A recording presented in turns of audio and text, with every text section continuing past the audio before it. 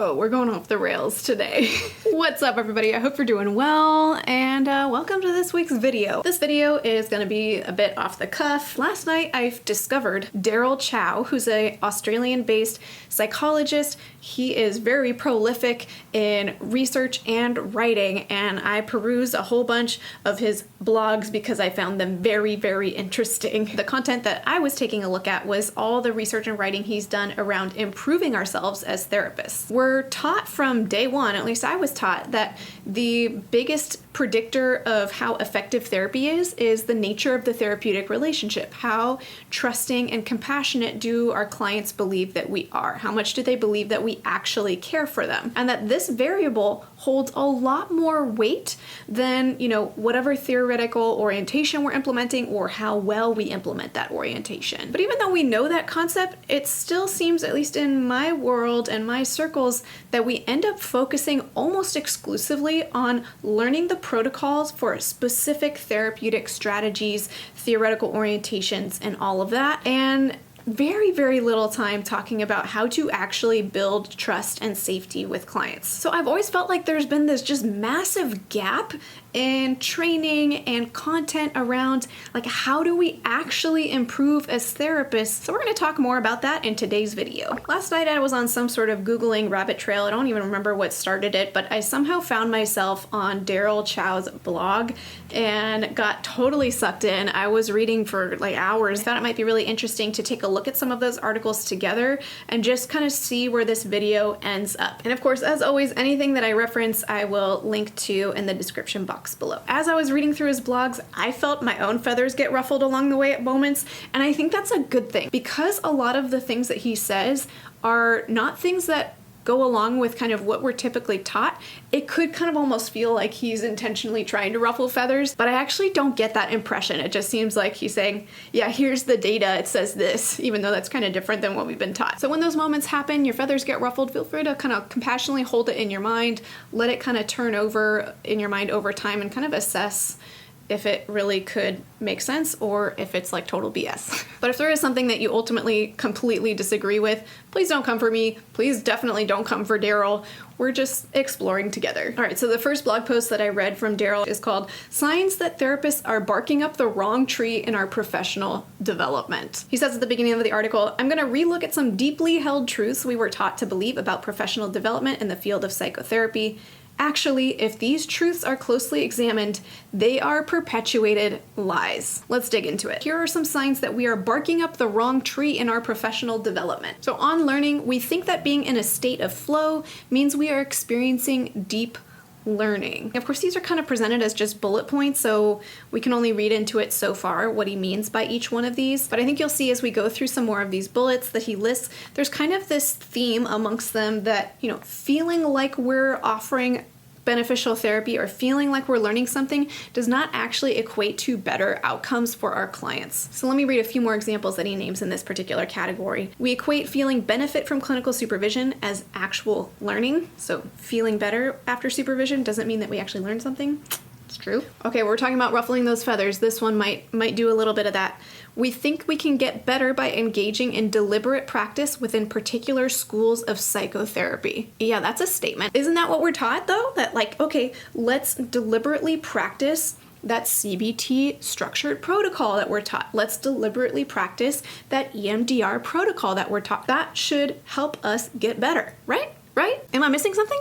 If your feathers are ruffled, remember I warned you. Okay, carry on. He goes on, we think personal development or CEU activities like trainings, workshops, seminars are going to get us better as a therapist. We conflate learning and performing. So we think that by learning a bunch of stuff, that means that we're going to perform better as a therapist. We amass content knowledge in specific areas and fail to deepen our interpersonal skills. Ooh, when I read that one, I was like, thank you for finally saying that.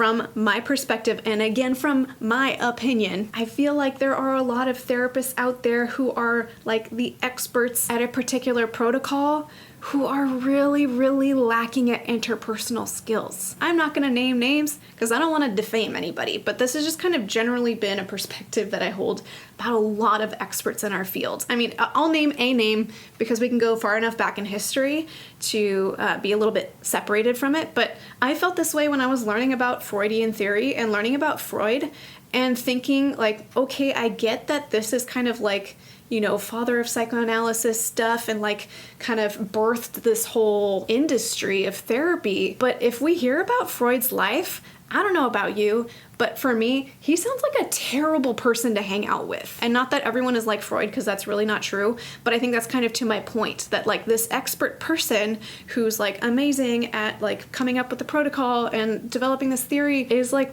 probably not a very interpersonally savvy person and probably not a fun person to be around. Like, you might not feel so safe being with him. And I'm not even going to touch on some of his behaviors that are highly questionable because that's not what this video is about, but I think those could potentially further paint my point even deeper. I'm having trouble speaking because I'm so fired up. I know that this video is going to be way too long if I try to name every single bullet point, but I will name these last couple in this category because they feel very relevant. The next one says, we watch master therapists in action and try to emulate them. And I think there's something to that where we can feel like we don't necessarily have our own capacity that we should emulate somebody else. Or if we take a more confident, positive mindset to it, we might just say, oh, this person's the expert and I can learn from them and I could be better if I emulate them. But this may not necessarily reflect actually better outcomes for our clients when we do that. Or we pursue what's new. And again, I'm not gonna name drop any like therapeutic techniques, but I sure get the feeling that there's like fad therapies. We see somebody else getting into it, or like a few therapists within our crew and our peers getting into a certain therapeutic technique, and we feel like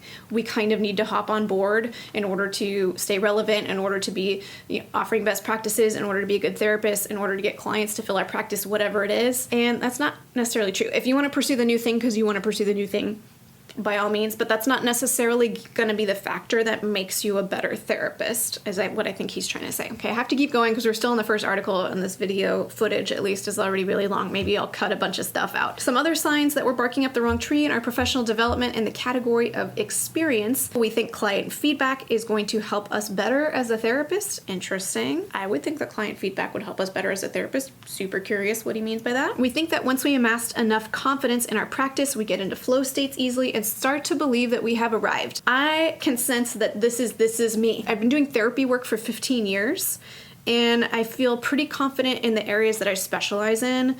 I get into flow states with my clients really easily. It feels like, oh, I know what you need here. Let me help you. Got it. But I think what he might be touching on here, I'm making an assumption, is that, you know, someone in my shoes who's feeling like, oh, I'm getting kind of confident around the work that I'm doing might kind of get complacent and not feel like, okay, well, I need to kind of keep bettering my skills, because in the complacency we can actually lose our skills. Our effectiveness is what I mean. Okay, so this video is definitely getting longer than I'm gonna want it to be, so I may just touch on a couple more things and draw this video to a close. There's another article that Daryl Chow wrote called Clinical Practice versus Deliberate Practice: Why Your Years of Experience Doesn't Get You Better. This article is built on some research that I believe he's done directly, looking at kind of the top performing, quote, super shrinks compared to the not as high performing therapists and what kind of sets them apart. A takeaway that he has from this article is that we need to get away from confusing clinical practice, which is like the time we're spending sitting with our clients doing the work, with actual learning. Us sitting in our office doing therapy work with our clients is the actual work of therapy, but it's not the same as practicing and learning and getting better. And I really like how he phrases this at the end of the article. Do not get confused when you work hard at your clinical practice as a shorthand for working hard at deliberate practice. Clinical practice is what you do in sessions. Deliberate practice is what you do before and after sessions. You can learn all that you can, and when you enter into the therapeutic realm, you let go of all of that. let you and your client get entranced by the meeting of minds. And that brings us to why I had that random kind of jazz dance party at the beginning of this video. I found this video from The Science of Psychotherapy on YouTube where these two creators interview Daryl. One of the interviewers made this comment that I felt like resonated with me so well when we're thinking about the science of therapy alongside the art of therapy, and that kind of debate, like, is therapy a science or is it art-based? And I really like the way that one of the interviewers, Richard Hill, presented it by saying, it's like jazz music. Chance happens to the prepared mind. There are basic concepts that you need to have a handle on to be able to open yourself up in that mode, right? When you're off stage, that's when a lot of deliberation, very focused and deep kind of learning happens. Well, taking it back to music, and the great jazz pianists, the great jazz improvisers, they'll sit there and tell you the different scales, the different technical things they learned. In order to be the absolute best therapist, we have to be technically on point so that if and when it makes sense to weave in and around the protocols and kind of construct some of our own rules almost, we know exactly what we're doing when we do it. We know exactly how we're deviating from what we're taught and why that might be useful to this particular person. It's strategic, even in the artistry of it. I thought that was just really powerful and I appreciated it.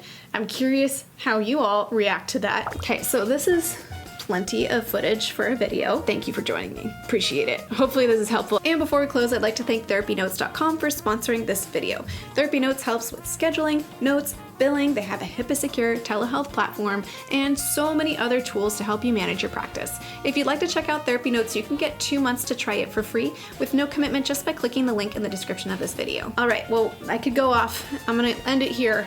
I hope you found it helpful. Feel free to leave a comment with whatever feedback you might have based on the above. And until next time, from one therapist to another, I wish you well.